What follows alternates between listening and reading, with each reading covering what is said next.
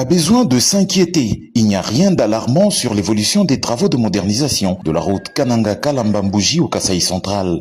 Ces assurances sont données par une commission mixte qui revient du terrain, composée des experts du ministère des Infrastructures et Travaux Publics, de l'Agence congolaise des grands travaux, du Bureau technique de contrôle, de l'entreprise BKA, du secrétariat général aux infrastructures et travaux publics, ainsi que de l'entreprise chinoise Cisco SA qui exécute les travaux. Cette mission avait pour objectif d'évaluer l'avancement de ces travaux par rapport au calendrier convenu avec l'entrepreneur. À son arrivée, la délégation conduite par l'ingénieur Eric Ngilo Makombela de la CGT a été reçue par le gouverneur de la province du Kasaï central pour un partage sur le projet. Sous la conduite de la mission de contrôle BK, la mission a effectué une descente d'évaluation sur l'état actuel de la route en parcourant à peu près 35 km. Actuellement, l'entreprise Sinohydro, sous-traitant de Cisco SA, avance avec les travaux de construction de la base vie et le dégagement des emprises sur les 10 premiers kilomètres du projet. Un rechargement avec des matériaux d'emprunt sur 2 km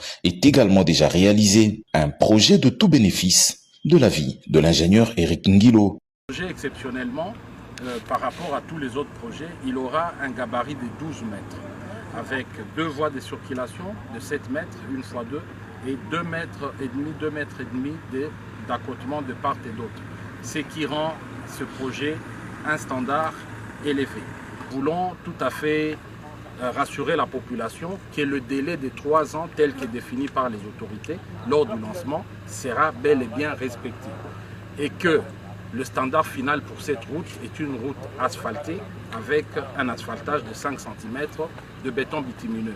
Ceci, c'est pour que toute la population soit rassurée sur les standards de la route. Financé par le programme sino-congolais à hauteur de 300 millions de dollars américains, ce projet a été relancé officiellement le mercredi 3 juillet par le ministre d'État, ministre des Infrastructures et Travaux Publics. Il devra durer 3 ans.